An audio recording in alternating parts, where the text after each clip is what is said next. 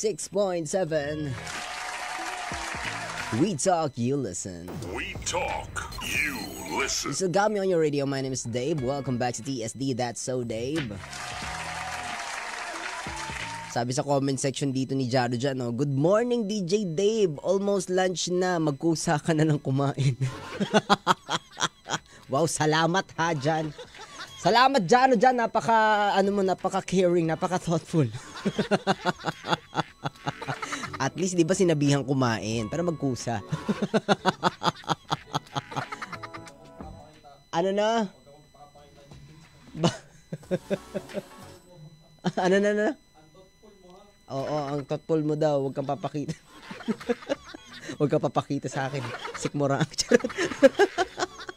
Hello sa mga nasa live natin, sa mga nanonood sa live. At sa mga nakikinig sa radyo, naka-live tayo sa ating Facebook, DZDG Destiny Radio. I-type nyo na lang doon sa search bar, DZDG, lalabas din yun. And naka-live tayo dyan. Of course, you can follow me on my Facebook page, on my socials, sa Threads, Instagram, ano pa ba, Facebook, TikTok, Dave Anthony, DYB Anthony. I-follow nyo po ako. Ang magpa-follow sa akin ay ipagpipray ko magkaroon ng 10 anak. Ang dami na nun. Napakadaming blessings nun. Times 10. Diba? Kasi sabi nila blessings daw yung magkaroon ka ng anak. Blessings daw yung anak. So kung 10 yung times 10, o di ang dami mong blessing. Diba? Nakakatulong talaga ako sa buhay nyo. Ay, nakapagbasa tayo ng letter, ha?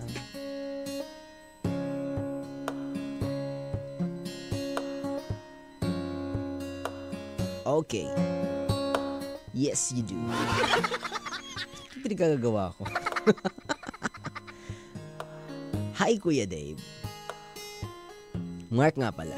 Hindi ko tunay na pangalan. Dapat pagsasabihin nyo hindi tunay yung pangalan nyo, ibahin nyo na din yung gender ng pangalan. Kunyari, ikaw si Christopher. Tapos, dahil gusto mo magtago para hindi ka makilala talaga, magtago ka sa pangalang Bernadette. Ganun. Kayo, sala yung mga pagtatago nyo sa pangalan. Huy, seryoso nga kasi magbabasa nga tayo. Bakit feeling ko, dahil nakuha na niya ang gusto niya, kaya ang cold niya. Malay ko, hindi. Baka nilalamig, bigyan mo jacket. Pinili ko siya kahit di naman niya sinabi. Pinili ko siya kasi mahal ko siya. Sana lahat. Kaso ang sakit ng pagmamahal na yan. Alam mo, mas masakit pa rin yung tumama yung hindi liit mo sa kanto ng lamesa. Yun ang masakit. Lagi may side comment. Lagi na lang ba ganito? Lagi na lang pag nagmahal, laging kadugtong yung sakit. Sa bagay, ako lang naman na nagmahal. Siya hindi naman. Aww. Pero napakasakit. Hindi mo makukuha talaga bagay na gusto mo. Mahal ko sarili ko. Alam ko may limitations tong nararamdaman ko. Kaya lang naasa ako na baka sana lang naman. Kaya naghihintay pa din ako. Di ko naman pinipilit na mahalin niya agad ako. Sana lang wag niya ako baliwalain ng ganito. Sobrang sakit na. Natatakot ako. Baka kasi undas kaya ka natatakot. Sorry na. Alam ko na hindi din naman siya talaga masaya sa mga bagay-bagay. Kaya ayokong iwan siya. Ayoko kasi na baka pag nawala ako sa kanya, pagsisihan niya. Sobrang hirap. Hindi ko din alam paano ko mawala sa sitwasyon na to. Hanggang dito na lang ako po si Mark. Akala ko talaga si Mark tahimik lang. Ba't ang daldal niya? Joke lang. Pinapatawa lang kita, Mark. Paano ba ako mawala sa ganyang ano? First of all, ano bang tanong mo? Ano ba yung tanong mo? Wala ka naman tanong eh. Wala lang, nag-share ka lang. Anyway, paano ba kumawala sa ganyan? You choose na kumawala sa ganyan, na malis ka. Di ba sabi ko naman lagi nating sinasabi dito na yung mga sitwasyon na pinagdadaanan natin, yung lugar kung nasan tayo, pinili nyo yan eh. Pinili natin yan eh.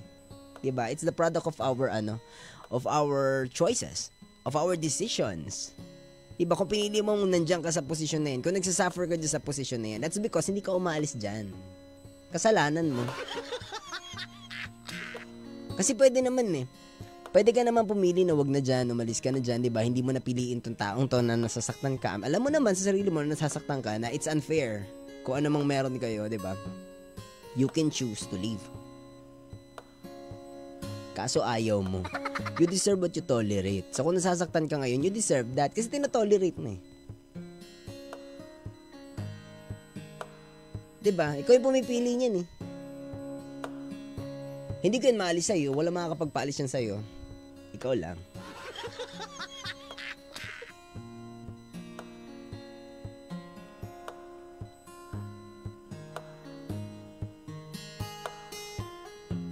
Piliin natin yung sarili natin minsan. No, may mga tao talagang ibang tao yung inuuna. No? Mas pinipili yung ibang tao kasi sarili. Lagi sila nagsasacrifice and all, di ba? Hindi ka superhero na kailangan mag-sacrifice 24/7. Di ba? Mahalin ang sarili. Self-love. Hello po sa mga nagsi-self-love ngayon. Kuya Ison, nag-self-love ka.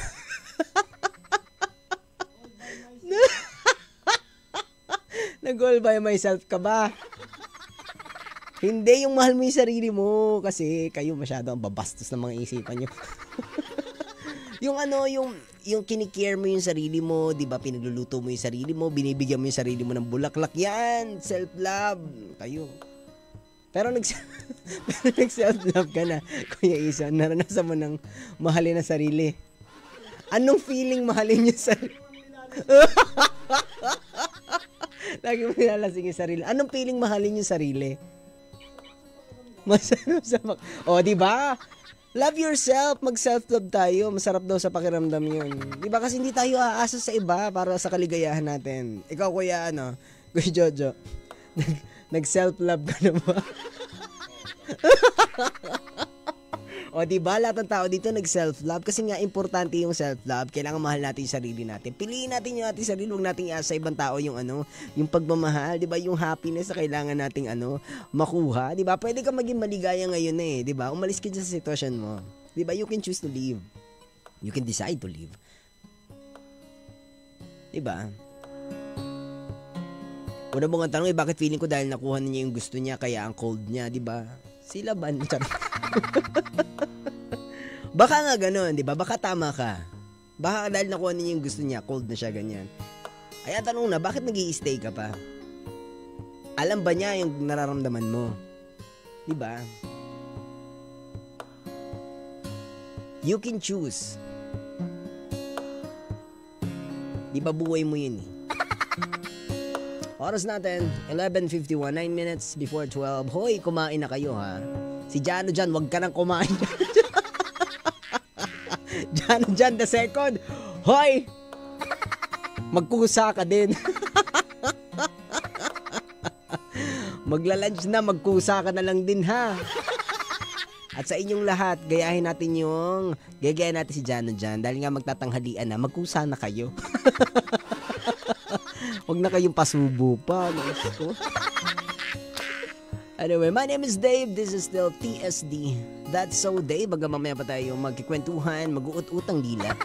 Only here on DZDG 96.7.